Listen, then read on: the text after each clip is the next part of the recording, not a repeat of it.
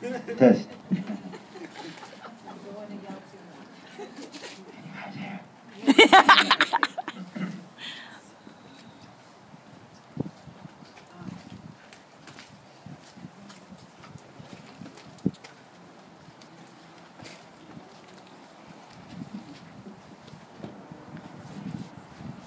We have an elder that is supposed to come and pray, but she's not here, so, but we're just gonna go ahead.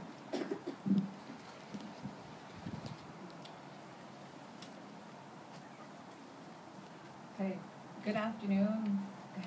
Glad you all could make it in this weather. We're here to keep Colton's flame going, keep his story alive. We're here because of the way the media took care of Colton's case and how they didn't. In the beginning, when we asked for assistance, we called Global, and Global denied us and told us that they could not do a story on Colton due to the fact that they needed CPS's permission. So again, as passive people we went to CPS and asked for permission, if they could give their permission to CTV, Global, CBC, to do Colton's story on his disappearance. Again, nothing was done, and weeks went by, and still no story, still nothing on news. The only media that got involved in the beginning was CTV in Lethbridge, who interviewed my older sister and ran Colton's story.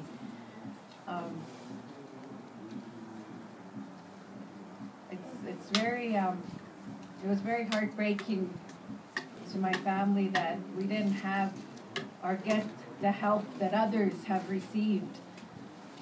Let's read what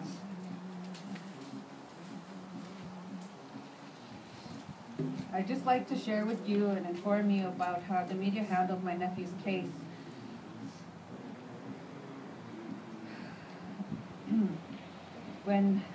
In the beginning, when Colton first went missing, we called Global News and asked if they could do a missing report. The response was that they needed the CPS's permission first. So, being the passive people we asked the CPS to give their permission. They said that they would, but not a thing was done or said. Weeks go by and still no news. After weeks of searching and posting flyers on our own without the media or CPS's assistance, while in the midst of our searching, we got a call from police stating that they had found a body in a pond. And damn did the media jump. Somehow the media got the news before us and were at the pond before us. When we left the pond area, not a word was spoken to the media. My family nor Jimmy spoke to the media. We just left the pond and went directly to Jimmy's house after. And after returning to my brother's home to pray that it wasn't Colton, the media were creating their own story, even going as far as dictating that they had spoken to Jimmy and that Jimmy had confirmed that it was his son, Colton. Again, my brother did not say a word to any reporters after leaving the pond area. When the cops arrived at my brother's home to inform us, my sister had asked the CPS, why did they let the media know before letting the family know? The cops, in response, told us that they did not tell the media a thing. So the media went above the family and went above CPS to do their own story and to dictate that my brother confirmed the finding of this body in the pond. We were all just in hopes and prayers at Jimmy's house, praying that it wasn't Colton, but they already went ahead and did their own stories and even dictating words saying that my brother Jimmy had said he identified the body. He did not. I can't believe how the media is treating and did treat Colton's case. So, to inform you all, after laying our Colton to rest, there was a meeting that was held with Chief Rick Hansen and some other investigating officials. I had the opportunity to ask Chief Rick Hansen this question. Does the media need CPS's permission to do a story on any missing person? His answer was no. So with that being said, please be aware that the media does not need CPS's permission to do a story on any missing person. And I asked him any missing person. I did not just clarify Colton or a native person. I asked for everybody in this world if they need permission to do a story on any missing person. And I am saying this to you to inform you today that if any of your loved ones go missing and you get the runaround from CPS and the news media, somebody is lying. CPS told us no. Media tell us that they needed CPS's permission. CPS said no, they don't. No permission is needed. So with the runarounds being pushed back and forth, trying to get Colton's story out, maybe Colton would still be here with us today if they did it as soon as we asked. We did ask days, not weeks. We asked ASAP when we noticed Colton was missing, and we kept getting denied. With the media, I was kind of hoping the media would be here. They kind of left. I guess they're always on schedule, or they're not like us Indian time. But this is what I wanted to ask. With the media being here, I would like to ask now, how is it that others who have gone missing during and after Colton's disappearance have their story aired the same night or next day? It took 22 days to get media release on Colton's story.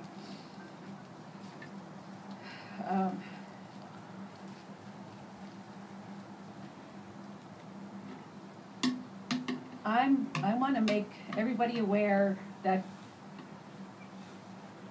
you know what? Thank goodness for Facebook.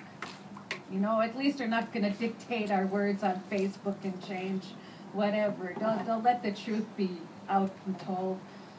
I can't believe that the media would do this to my family. I can't believe, me and my family and Jimmy's, we're very outraged by the media's actions and how they treated Colton. I wanted to ask them, why Colton? Why the lies? Why the runarounds? Why is their story different from Chief Rick Hansen's story? It's like they're blaming each other, and which just isn't right. They're supposed to be there for the people, by the people. They're supposed to be there to help us. They're supposed to be there to get information out that we need to get out. Same with the cops, the CPS. And I don't know what the heck is going on with these damn cops today. They're just going crazy. They're going mental. Like, seriously, they're just in it for themselves. I don't know.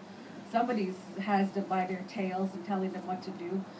But it's really getting me mad. And I know we're not the only ones here today that are rallying against police brutality and how they're just going around and thinking that they can just kill when they're supposed to be there to be helping us and protecting us.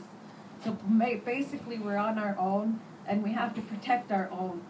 So that's one of the reasons why I'm here, to inform you, to let you know that please remember, if any of your loved ones go missing, tell others. You do not need CPS's permission. The media was BSing us.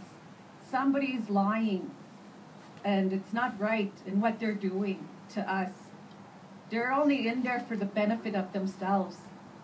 I always ask this question to people: why doesn't Harper and these governmental officials realize that their families are here too? Their loved ones are here. One day they're going to be fighting for that fresh water and that fresh air and that fresh food. They're going to be fighting for that. Do they care about their own loved ones? No, they don't. I don't know what the heck is going through their brains, or what's making them be so evil and cruel to our Mother Earth. But it's got to stop, and we have to stop it. Let our voices be heard. Let us stop this. Don't be silent no more. Believe me, I was one of the silent types, and oh my gosh, I can't believe I'm standing here talking. I was so damn shy.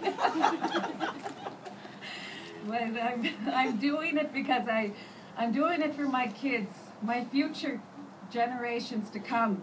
They're the ones that are going to be here. They're the ones that are going to be left in this world. We have to fight for their world, for their fresh water to drink, their fresh earth to live on. And I don't know what they don't get when they keep pulling all this oil out of the earth and don't expect earthquakes and hurricanes and stuff like this to be happening.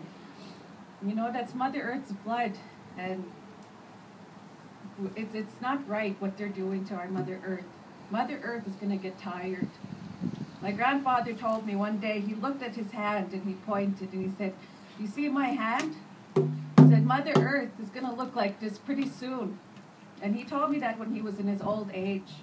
To this day, I believe and understand what he meant by that. You listen to your elders, you young ones. Listen to them. Don't close your ears to them. Open. Listen. Don't open your mouths. Just listen and learn. Because that's the way I was. I always listened. Especially to my grandfather. I never talked back to him. I just listened to what he had to say. And that's how I learned. Most of the things I learned came from my grandfather.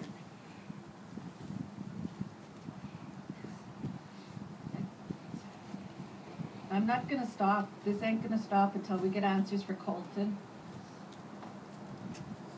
Because I didn't get answers from my daughter. My daughter's case was never solved. Evidence was destroyed. And the case got thrown out. I'm not going to stop for my Colton, Jimmy's son.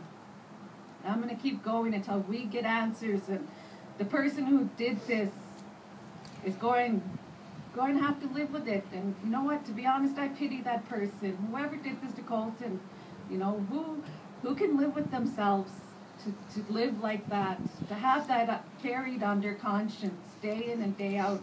I hope it's eating them to hell. You know, who could be so cruel and evil and to take such an innocent life? It's unbelievable. It's unbelievable what this world is coming to. Maybe we are in our last days.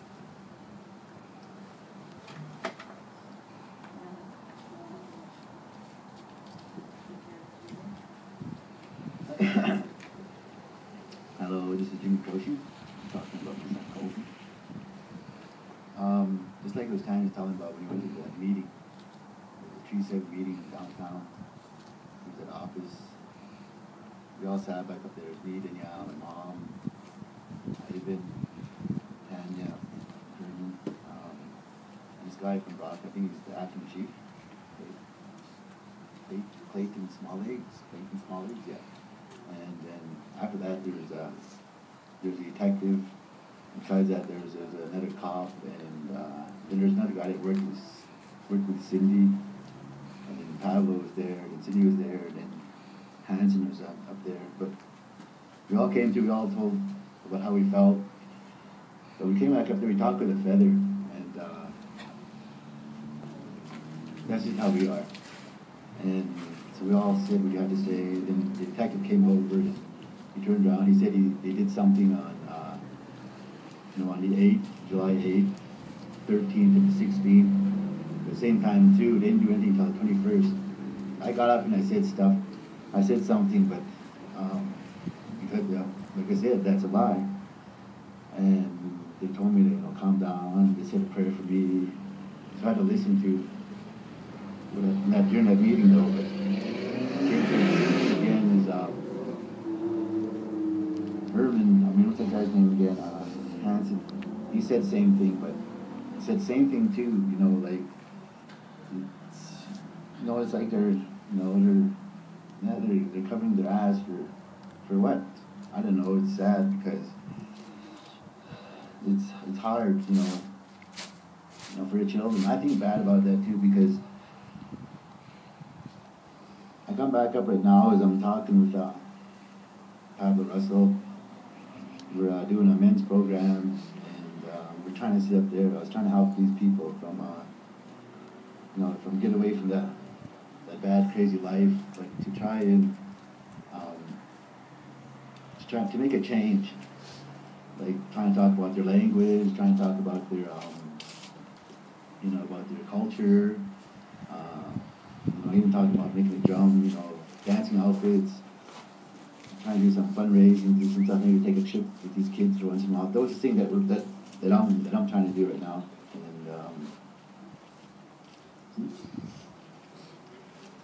And same time too, I was talking about that, but also what I'm saying right now too is I come back up there. To me, Colton always respected me. He always wanted to let me know. But after the second day, the third day, the fourth and the fifth, it hurt me because to me he was missing. But at the same time too, we went in and were talking with the cops, and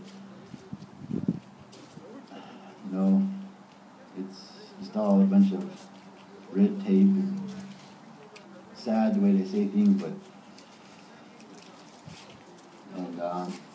it was hard. But just like I told you guys, about 3-4 days before they found Colton, is I had a dream. I dreamt that I was like a circle. It looked like a ceremony or something. But I was coming through. There was two of these old ladies had their skirts around their necks. They looked at me and then they shook my hand. The other one shook my hand. And I went around and I seen Beverly Hundrewell and her kids were there. I went over there and I seen, I think her oldest son, his name was Wolf. I haven't seen him, but he kind of got tall. He shook my hand and he smiled at me, it's like real. And then Beverly was saying something, I don't really understand what she was saying, but as I turned around and I went through, it seemed like I was walking in my living room. I was going to go upstairs. And then at the same time too, I heard somebody coming down the stairs.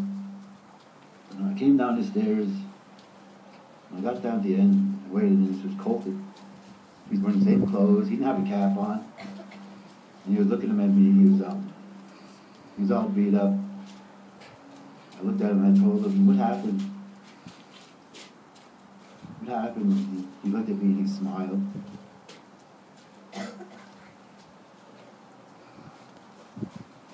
He smiled and he gave me a hug. And I just woke up. I got there and I started to keep looking for him. But I say that today is because I'll never ever tell him I love you. I'll never tell you how things are. It's sad when that happens, but it hurts me every day. And so that's the deal with. I think about all the missing people, all the things that's going through every day, and I sit back up there. It's hard. I see a lot of people that sit up there. They talk to me. There's some people that are there that have been missing for maybe 20 years. They never found that person. Me, I'm glad it took me 22 days before I found Colton. But I feel bad about those people that are gone, that are missing. So that's the things that I see. And I feel bad for those people. Because a part of life is not gone. Part of them is kind of, it's sad when I see lots of people like that. And it hurts me every day. Another thing to do is I'm trying really hard to try and talk to these people to try and make things better. What I'm trying to do is I'm trying to send a scholarship for Colton. I've been trying to do that maybe from grade 6 to grade 12. And at the same time too I'm riding a bike across Canada. For Colton, Josie, my little brother Ira, and my dad, and all the Aboriginal people that here that are suffering. I sit back up there and I talk so much about Harper. Harper doesn't see nothing. He's blind, he's deaf. And it's sad the way I see it sometimes. But this is things that I want to try and do. I want to do it for all the Aboriginal people, my kids, my uncle, my aunt, my niece, my dad, and all the other people around here that I want to do that for them. And that's the thing that I'm gonna keep that going. I'm gonna get it done. And but it really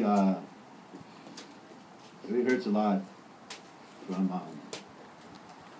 when I sit back up there and I see people when they're missing, yeah, I pray for them.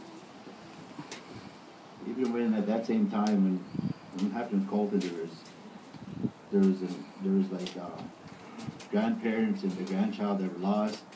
I prayed for them at that time, but long after that happened to me, when I see it that way, when it's everybody, whenever people see it that way, they see it.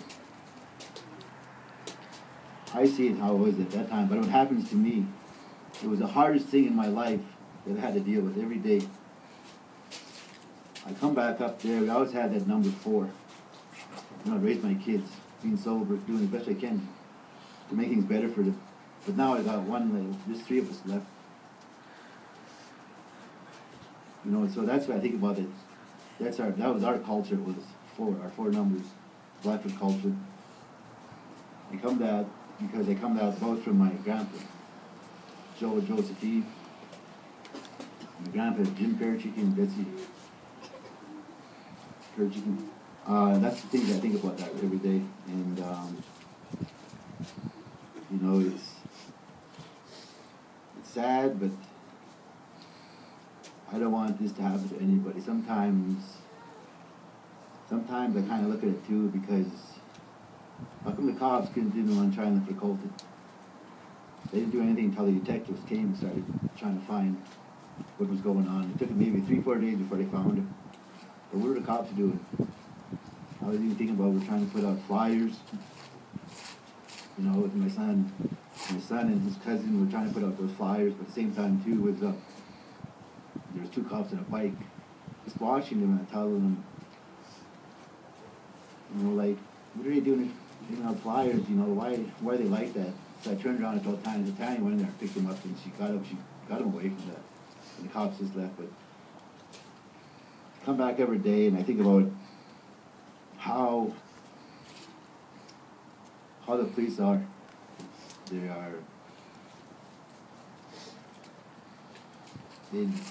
They don't, like Tanya said, they're not here for the people. They're here for themselves, for everything, and their family. One thing I'm going to remember too, a long time ago, I was at home, maybe about 4 or 5 in the morning, and Wyatt came to my room and told me the cops were here. So I went down there and I went downstairs and we're at the front door. There's 3 of them, and they're telling me, "Where's Colton?" I tell them, "I don't know. I don't know what's going on. Why?"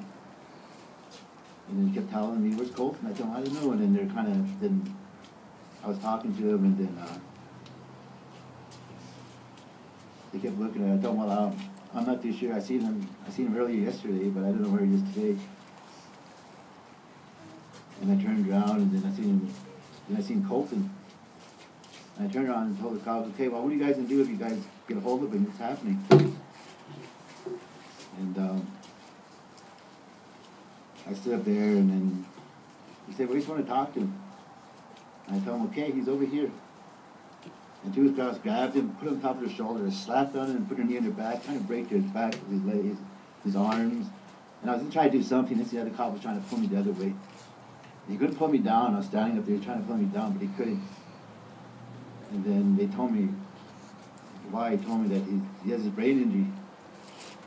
So they just kind of let me go. They stood over there beside the couch to sit down. I just stood up there. I didn't say anything. I felt bad the way they dragged out my baby Colton. It hurt me every day. I didn't want that to happen to no one. And I think about that, and it hurts me every day. But at the same time too, as I turned around and I talked with the sergeant, who kept cutting me down, telling me all this, whatever, and I kept telling him the truth. Now 5 times I told him the truth. Finally he listened and he told me, "Well, what do you want me to do?" And I turned around and told him, "Well, you could either charge me to talk to him, do whatever you guys want to do." So I turned around and I told him, first of all, we're not like how you guys are. I told him, just talk to him. We're not like the way you guys are. We're different. How Aboriginal people are, the cops, and how our culture is, how all different cultures are. But that's just the way we are. And so he talked to them. But to tell you honest truth is, I don't know if they talked to him or not. But So that's the things that I have to try and deal with every day. And, you know, it hurts me because it's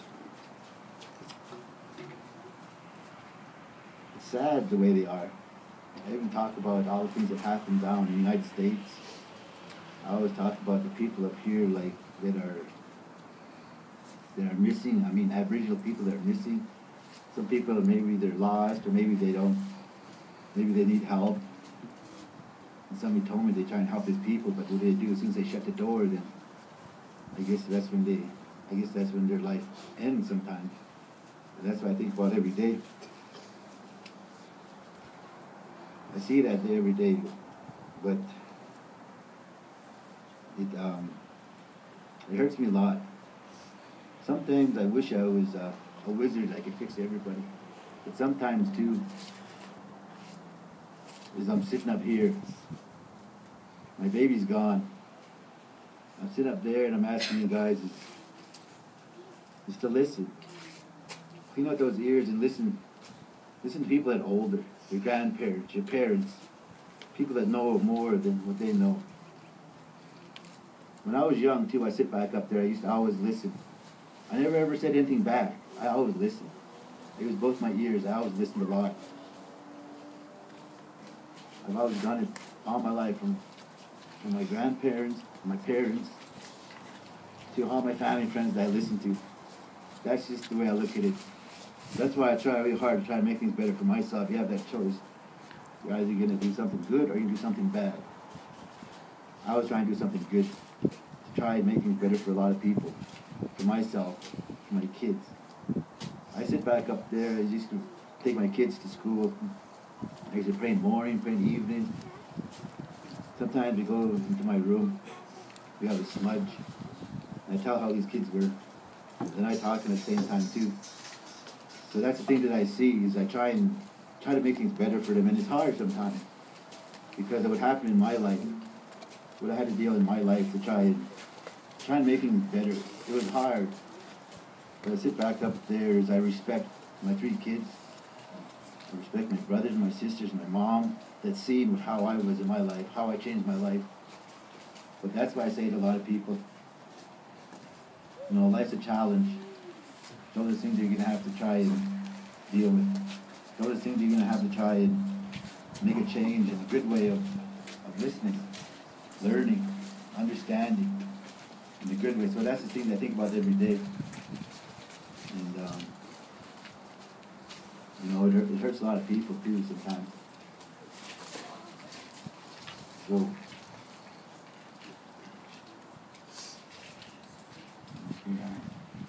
see, this is my son Colton right here. Yeah, I miss every day. I'm always going to be with him. I always pray with him morning and night. I pray for a lot of people as I pray for everybody. That's just who I am. Because I'm trying to make a change for a lot of people. That's what I try and do. Try and help a lot of people every day. I come back up there, like I say. What hurt me the most was my brother Ira, who passed April the 10th. And before he told me that, he told me, Jimmy, why did you take that pipe? I turned around and thought, well, Ira, that pipe is yours. You got your kids, you got that money. And the first thing, like I said, is try and make a place for your kids. Maybe things will happen better, you know, between your family and your wife. But I come back, what did happen? What did he do? He jumped on that crazy road with a bottle, and that's what I think about every day. I feel bad at what he did. I feel bad because he always kept telling me that, telling Wyatt, telling me that I have a real bad heart. I don't know if he was taking Tums or Rolaids, but maybe there was something wrong besides it, because he died in Carson. He died with a heart attack. His lungs were filled with liquids, and you know that's my son. I've been with him since we were young, growing up, playing hockey, doing as best as we can. We get our ups and downs, but we're always going to be together. But I think about him every day. When I come back up there, I'm going to take that pipe, because I'm going to try and help a lot of people in a good way, try and make things better. And I respect all you people for coming. I'm glad you guys are here to listen. I'm glad you guys have that respect. I'm glad you guys have that respect to listen. Things that I'm trying to do, or things I'm gonna do.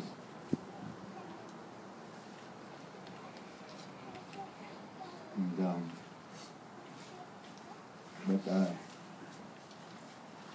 want you to drum?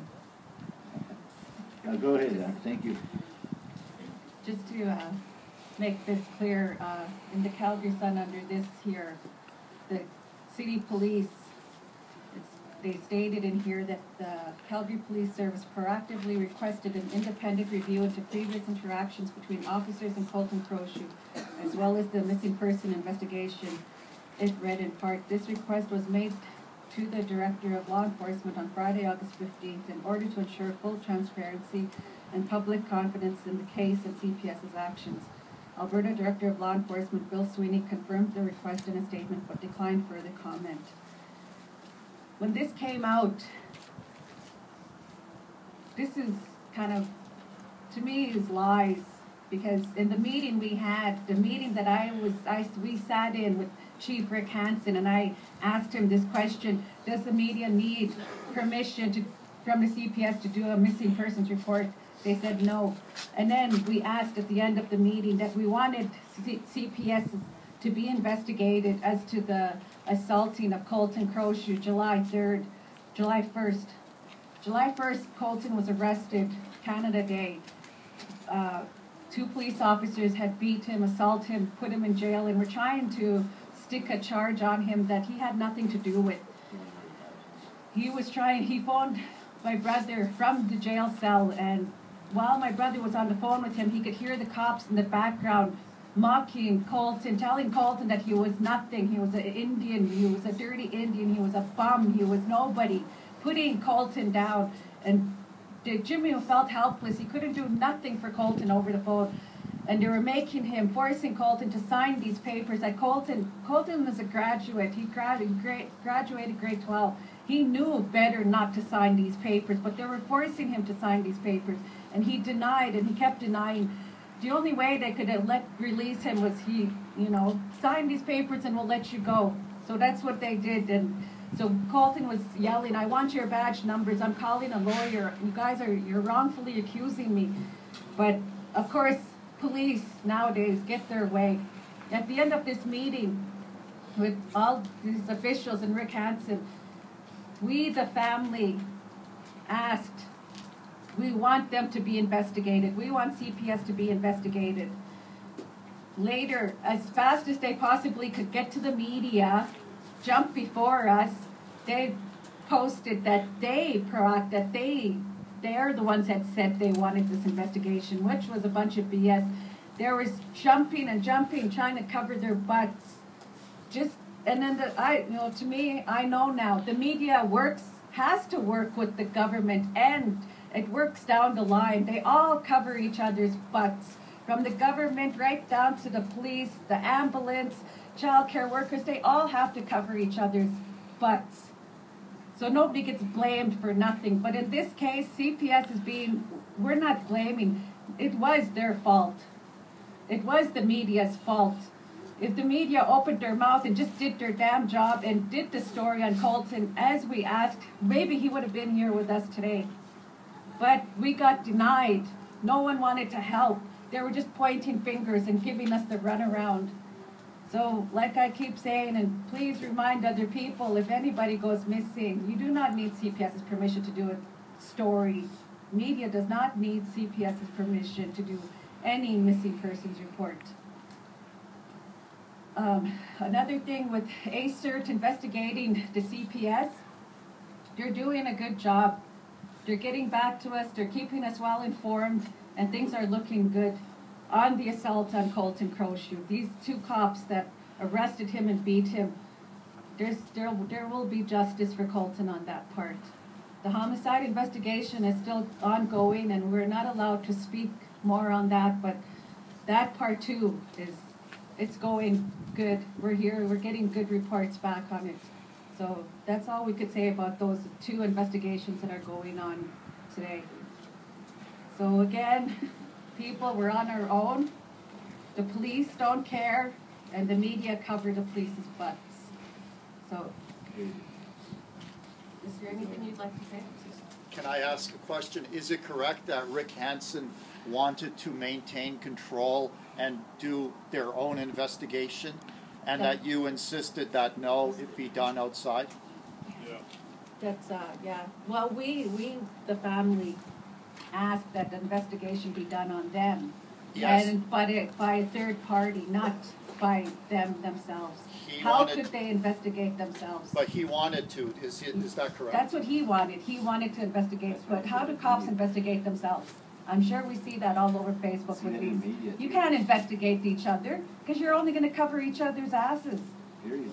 It's not. It doesn't work that way. So ACERT is on top of this, and they're doing a good job with covering what the CPS did to Colton that day. That's very important to clarify. Rick Hansen wanted to maintain it in-house. Oh yes, he wanted to. He wanted to just make it quiet. It's like Harper. As I come through too, as I was turning around, I was gonna say stuff like, you know, I feel bad because Colton is always trying to make things better, and I always come back to you and I always say stuff that, you know, like he used to talk to me how life was. He wanted to try to make things better. And sometimes too, he's always he goes to his girlfriend down in 60 God, sees her and he comes back. I come back up. The reason I say that too is because Colton, because his girlfriend Brittany, if she wanted to go to Mount Royal, at the same time too, Colton was trying. He wanted to go to SAFE. You know, that's the thing that I was trying. That's the thing that I was hoping to do. I come back up there and I respect of what I was trying to do. I should respect because of even Brittany's parents were trying to. I respect them a lot because how they were with Colton. You know, that's the thing that I see about it too, because there should be more people like that to help a lot of people. That's how I think how life should be done. You know, that's the way I look at it that way too. And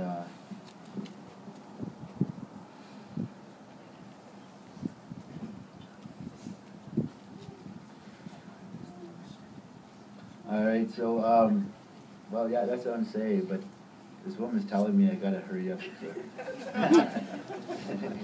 No, she said she's turning around. She's gonna sing a song. She's got a guitar and drums, and then we got some cocoa and some donuts and some stuff. So you guys can kind of have some munchies. Tanya's gonna sing her song, so you can get your. I'm so happy that my brother can still laugh. There's some hot chocolate over here. Is that what you think? Yeah. There's some donuts there. Just help yourself. Just help yourself. There's a song that I want to play for you, and it's more for the young generation, because we speak for the next generations to come.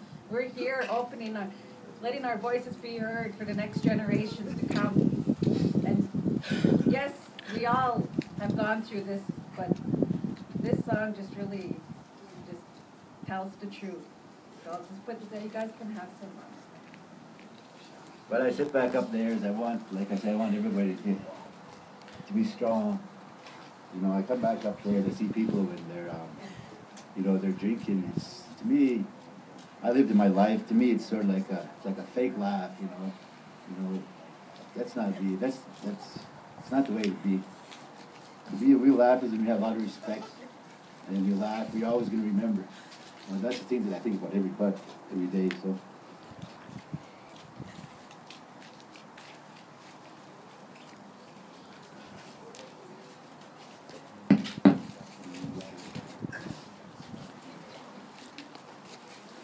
Guys, come and eat.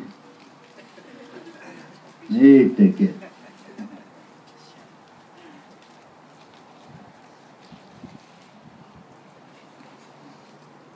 Getting cold.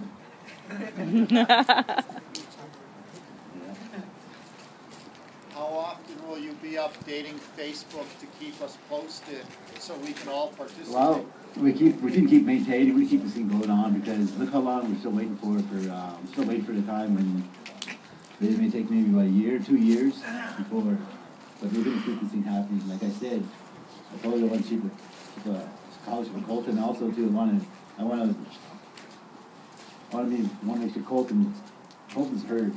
I want Colton to know there's a reason why this all happened. There's always a reason why. Like Tanya's telling me, there's a reason why all this happened. Even the cops and all this stuff. That's what I deal with that every day. So. May I do a plug? We're gonna plug it.